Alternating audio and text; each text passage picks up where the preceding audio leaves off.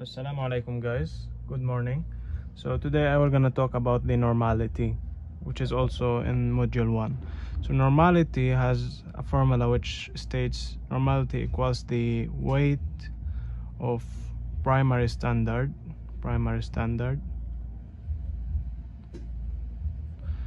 over the ml or milliliter or volume, then times milli equivalent weight. So before we start here, gusto ko lang i-clarify na kung meron tayong something na tinatawag the iron stand, tapos dito ang burette holder niya, tapos dito ang burette niya, tapos dito ay mayroon Erlenmeyer flask. Yung nialaman nito ng burette, it is called the titrant. Tapos yung ito naman nialaman niya is the analyte, or pwede din natin sabihin primary standard. So in order to tawag dito, explain this, kailangan natin malaman ito. So ang normality, which normality, tapos yung weight, which weight, tapos yung volume or ml, which volume, then a milli equivalent weight, which milli equivalent weight. So ang normality, anong hinahanap natin normality? Normality ng titrant ba or normality ng analyte? So pag nag-search tayo for a normality sa itong tawag dito, sa itong equation, ang hinahanap natin yung normality of the titrant, the normality of the titrant. So ito, the normality of the titrant. Ang naman, weight of primary standard, or ang weight, siya ang weight of primary standard. So alin ang weight dyan? Weight ng titrant or weight ng analyte? Weight of the analyte, or weight of analyte. Then tawag dito, ang last naman is the volume. So anong hinahanap natin dyan? Yung volume ng titrant or volume ng analyte? Of course, the volume of the titrant, volume of the titrant. Then yung milli equivalent weight, ang tanong ko dito, anong kukunin natin? Milli equivalent ng titrant or milli equivalent ng analyte? Of course, yung milli equivalent ng analyte, milli equivalent of the analyte. Then let's go to the units. So in order to use this formula, meron mga units. So ang unit ng normality is N, which is normality or denotes the normality or concentration, then or purity. Then the weight is always in grams. Kailangan ng weight palagi sa grams, or weight of primary standards is always in grams. Then the volume is always in ml or milliliter. Never take a volume which is liter, you must convert it into milliliter. Then a milli equivalent weight does not have tawag dito reals, tawag dito what do you call it? It doesn't have a unit. Pero sometimes ibigay nga sa'yo ang tawag dito, ang equivalent weight or the gram equivalent weight. Kailangan mo i-convert into milli equivalent weight by dividing it by 1000. So that's the explanation for the formula. So in order to tawag dito, to understand the formula, we must answer some practice problems. So let's start with this problem. Bakit ko ito clarify? Kasi palagi yan magbigay siya ng dalawang volume, tapos hindi mo alam anong volume gagamitin mo. Tapos magbigay siya ng dalawang weight, hindi mo alam anong gagamitin mo. Parang mawala ka sa tawag dito, or ma-disorient ka. So ang gawin natin, mag-answer tayo ng problems dito. So sabi niya, what is the normality of a solution which was prepared by dissolving 3.7 grams of calcium hydroxide in water to make 100 ml solution? So isurat muna natin ang given natin dito. So yung 1 dito, tapos yung given natin. So yung first given, sabi nga normality. What is the normality? So yung normality, kailangan natin i-find. So it is unknown of a solution which was prepared by 3.7 grams. So 3.7 grams denotes to what? To the weight of substance, which is 3.7 grams. So grams na siya, ready na siya. Then sabi niya calcium hydroxide in water to make, tawag dito, 100 ml solution. 100 ml solution. So binigay din niya ang volume which is 100 ml. Tapos pwede din natin sabihin, tawag dito, binigay niya ang tawag dito, ang formula ng calcium hydroxide, which is calcium OH2. So ito ang mga given natin, and our formula is normality equals weight over volume times the milli equivalent weight. So tawag dito, in order to answer this, kailangan muna makuha natin milli equivalent weight. But how, guys? A milli equivalent weight, as I said earlier, it is for what? Milli equivalent weight of the analyte. So alin dyan ang analyte, guys? What is the normality of a solution which was prepared by dissolving 3.7 grams of, tawag dito, calcium hydroxide and water to make 100 ml solution? So yung solution na yan, hindi siya nasabi, pero yung na-dissolve natin tapos ginawa natin analyte is calcium hydroxide. So calcium hydroxide ang ano natin, tawag dito yung analyte natin. So hanapin natin ang milli equivalent weight nga. So milli equivalent weight will be equal to the molecular weight over factor times 1000, which we discussed earlier in the previous video. So milli equivalent weight, hanapin natin molecular weight ng calcium chloride. So yung calcium, hanapin natin ang calcium, yung molecular weight niya is 40. Tapos ilan atoms siya?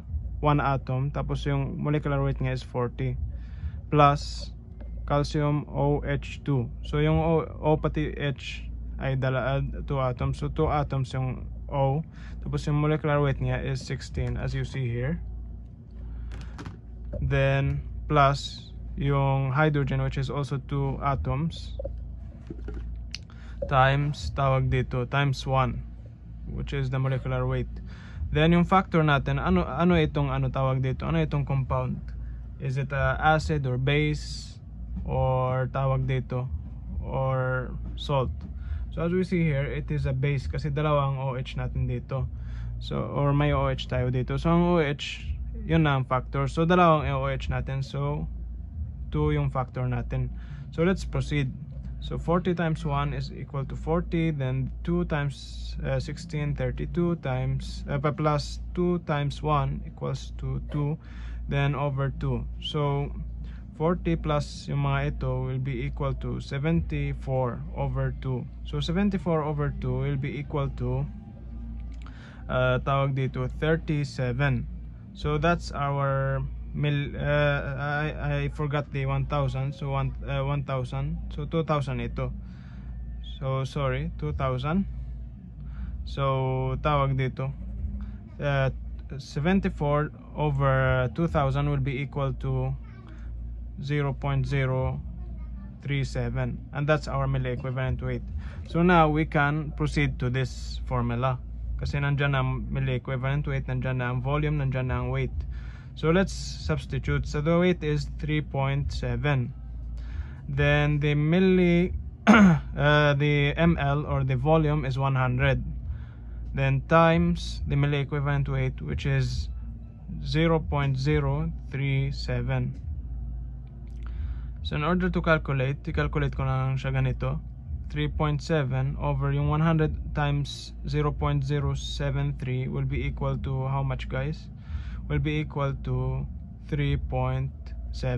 So 3.7 over 3.7 will be equal to 1. Tapos yung unit natin for normality is N. So ang answer natin is 1 normality. So let's proceed to number 2. So sabi nga, how many grams of potassium sulfate will be needed to prepare 2 liters of 1.5 normality solution? So ang gagawin natin muna, isusulat natin ang mga given ng number 2. So sabi nga, how many grams? So ang weight of substance is the one needed. Hindi siya known. It is unknown. Tapos sabi nga, potassium sulfate. Yung potassium sulfate, yun na ang analyte. Kasi yun na ang weight niya.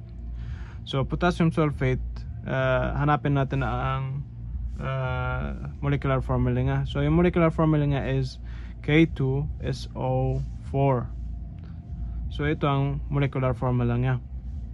Will be needed to prepare 2 liters of 1.5 normality solution. So yung 2 liters, that's the volume. So the volume is 2 liters. Pero we need it in ml, so we'll convert it into milliliters. So times, tawag dito, times ganito. Ang liter sa baba, ang ml sa taas.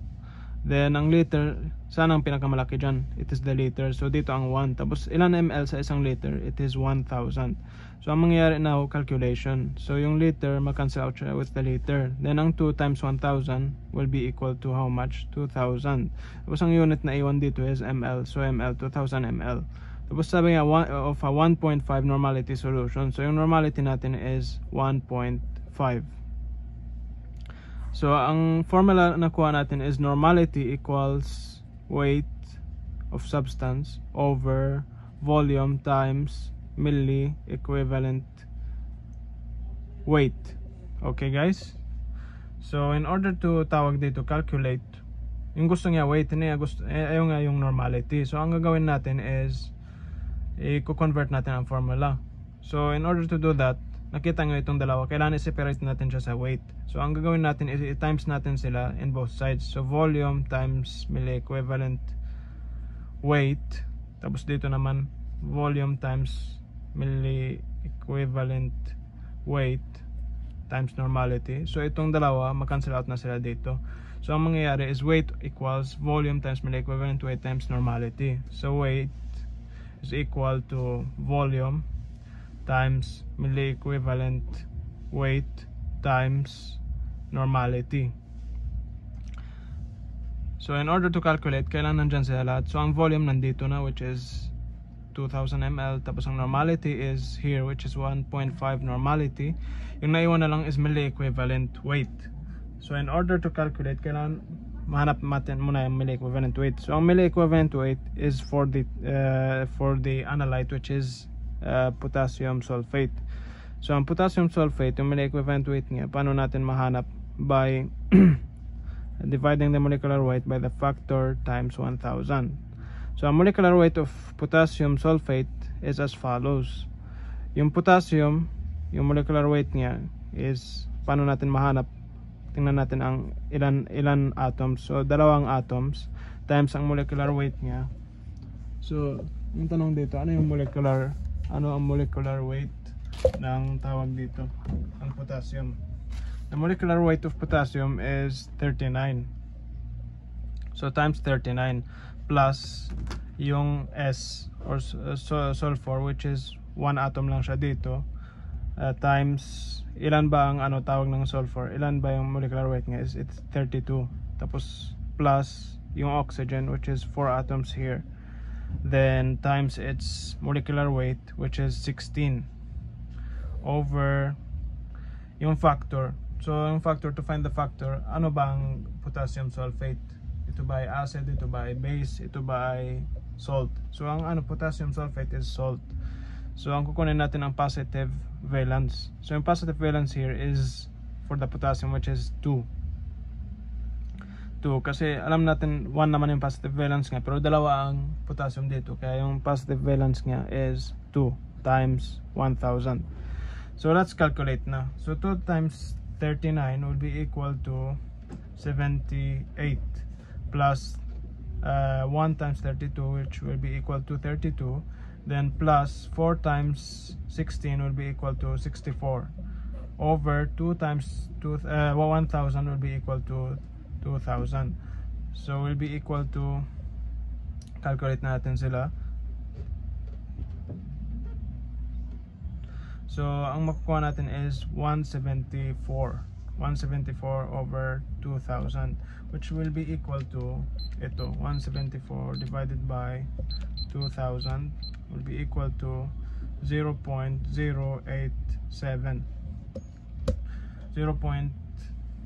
0.087.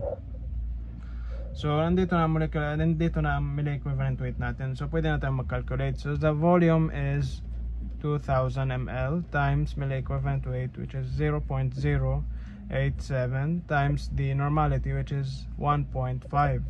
So let's calculate, guys. So 2000 times 0.087 times 1.5 will be equal to 261, and our unit is grams kasi weight. So that's the answer for number 2. So moving to number 3 naman tayo. Anong sabi ng number 3? How many grams of potassium hydroxide are needed to prepare 1 liter of a 0.25 normality solution? So parang same lang siya as the previous one kasi yung inanong niya weight. So 3, ang mga given natin dito is as follows. So sabi nga how many grams, which is the weight is unknown. Tapos yung ano natin for the analyte is potassium hydroxide. Then needed to prepare 1 liter. So yung volume natin is equal to 1 liter, which we will tawag dito. We will convert into tawag dito mLs. So ang liter dito sa baba, ang ml dyan sa taas. Ang liter mas malaki sa ml. Tapos ilan na ml sa isang liter is 1000. So let's calculate. Ang liter divided by liter will be cancelled out. Tapos yung 1000 pati 1 i-multiply natin. So 1000 ml ang result. Then sabi nga ang solution is 0.25 normality. So the normality is 0.25 normality. So ang gusto niya weight. So ang ginawa natin kaninang formula for weight is weight equals volume times milli equivalent weight times normality. So in order to calculate, kailangan mahanap natin muna ang milli equivalent weight, which is equal to milli equivalent weight molecular weight over factor times 1000. So let's calculate. So ang molecular weight of potassium, paano natin mahanap? Ilan tawag dito? Ilan atoms dito? Only 1 atom times yung molecular weight nga, which is 39. Then plus yung oxygen, which is only 1 atom, times 16, which is its molecular weight, plus H, which is only 1 atom, times 1, which is its molecular weight, and over the factor. So ano ang factor dito? Ang tanong ko dito, it is base, acid, or salt. So ito ay base kasi may OH. So isa lang ang OH natin. So that's the factor times 1000. So in order to calculate, yung 39 times 1 will be equal to 39. Tapos plus 16 times 1 will be equal to 16. Tapos yung 1 times 1 will be equal to 1. Tapos yung 1 times 1000 will be equal to 1000. So i-calculate lang natin sila. So 1 plus 39 will be equal to 40. Then 40 plus 16 will be equal to 56. So 56 over 1000 will be equal to 0.056. So that's the milli equivalent weight of tawag dito potassium hydroxide. So we can now calculate.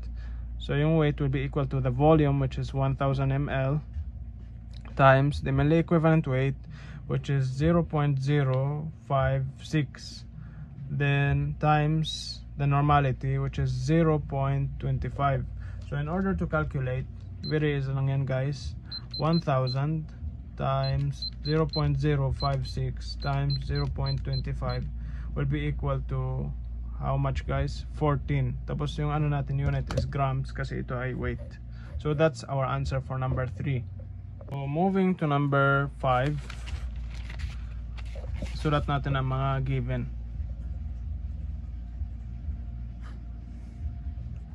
So number 5, sabi nga in the standardization of hydrochloric acid against pure anhydrous sodium carbonate using methyl orange as indicator, 1 ml HCl was found to be equivalent to 0.050 grams of sodium carbonate, which has the molecular weight of 106.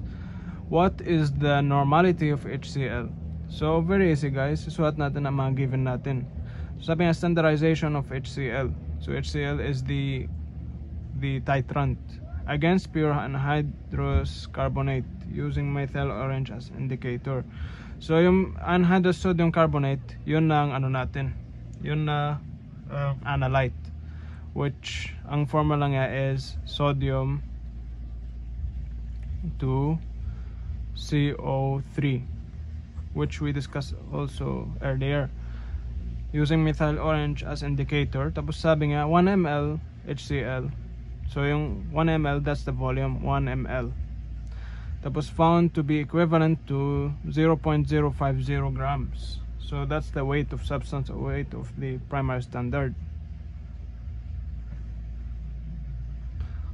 of sodium carbonate. So yung sodium carbonate natin, yung weight niya is 0.050 grams. Sabi nga the molecular weight of 106. So yung sodium carbonate natin, yung molecular weight niya is 106. Molecular weight is 106.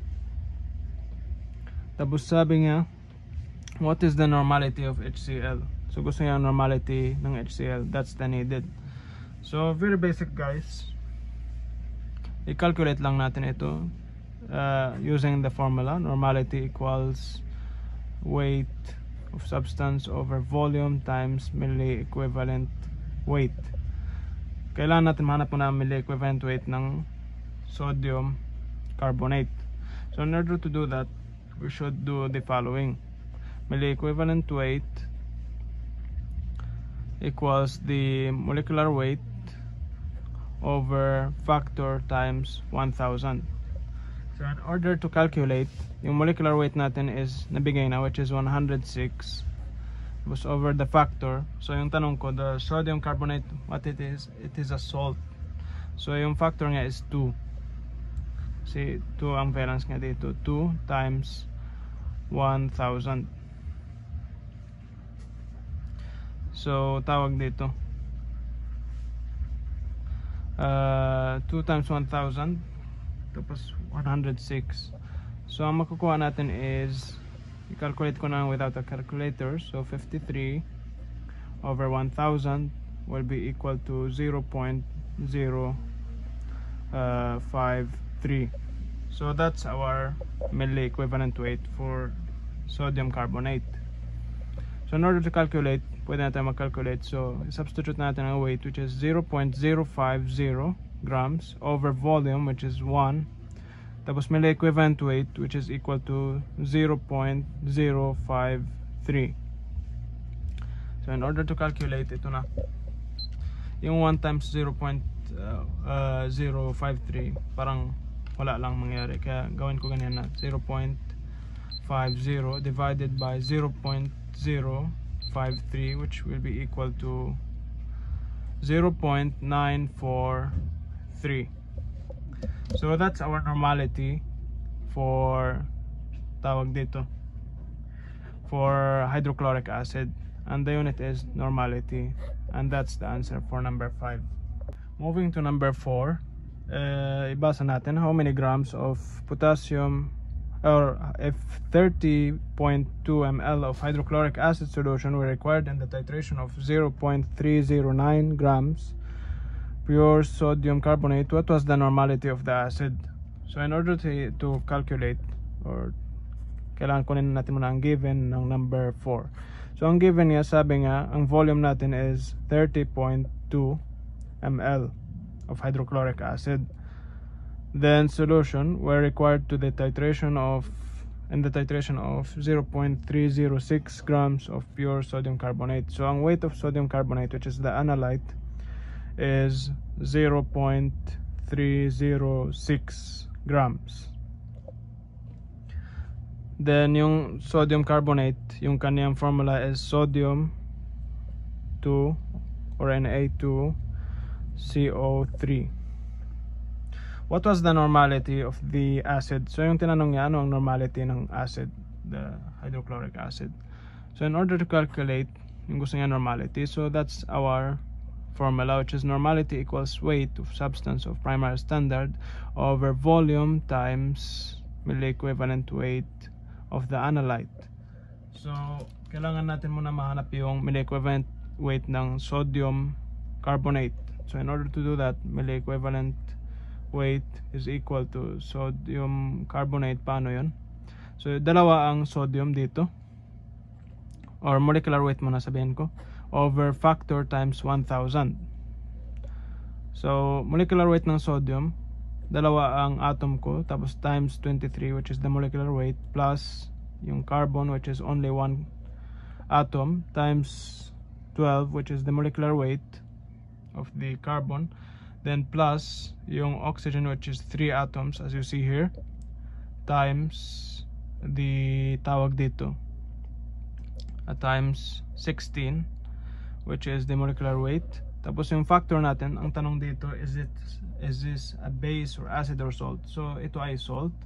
So ang kunin natin is the positive valence. So 1 ang alam natin, positive valence ng sodium, pero dalawa sila dito kaya naging 2 yung factor, tapos times 1000.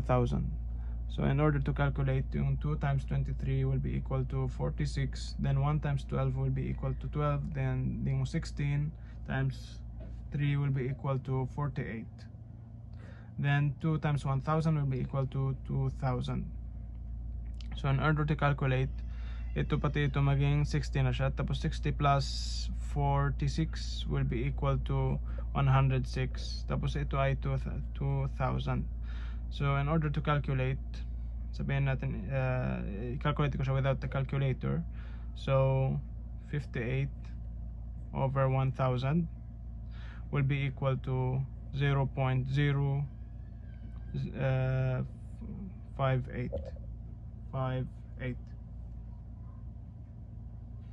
Then tawag dito, ito na milliequivalent weight natin for the analyte. So pwede na tayo mag-calculate, which is normality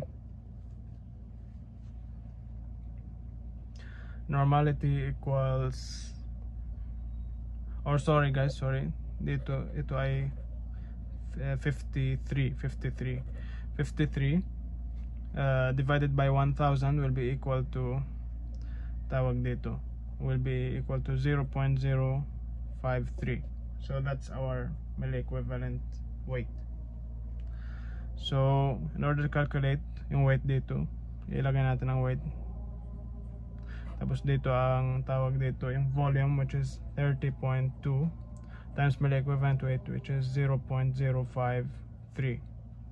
So in order to calculate, i-calculate ko muna sa baba, which is 30.2 times 0.053, which will be equal to 1.6 approximately.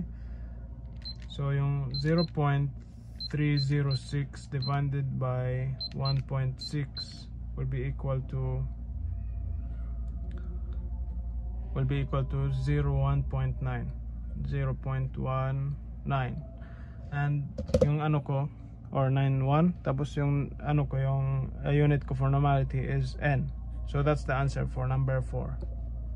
Moving to number 5, basahin natin, or number 6 I mean. How many grams of calcium sulfate will be needed to prepare 1.5 liters of 1.25 normality solution? So very easy guys. Sabi nga, tawag dito, how many grams? So yung ano nga given natin is, for number 6, yung given natin, first given, yung weight of substance is unknown. Tapos sabi nga of calcium sulfate, yung calcium sulfate yun na ang analyte, kaya kailangan natin isulat ang molecular formula nga, which is CaSO4. Then will be needed to prepare 1.5 liters, which is the volume, 1.5 liters. Kailangan natin i-convert into ml. So in order to do that, liter sa baba, ml sa taas. Ang liter siya ang pinakamalaki, kaya 1. Then ang ml, ilan ml sa isang liter is 1000. So in order to calculate, ito ma-cancel out siya with this. Then 1000 times 1.5 will be equal to tawag dito 1500. Then the unit is milliliter. Then sabi nga, of 1.25 normality solution, which is the normality, equals 1.25 normality. So yung kailangan niya is weight. So in order to calculate the weight, as we said earlier, weight equals volume times milliequivalent weight times normality. So in order to calculate, kailangan makuha natin muna ang milliequivalent weight, which is milliequivalent weight equals molecular weight of the calcium sulfate over factor times 1000. So tawag dito, in order to calculate yung molecular weight of calcium, ganito natin makuha.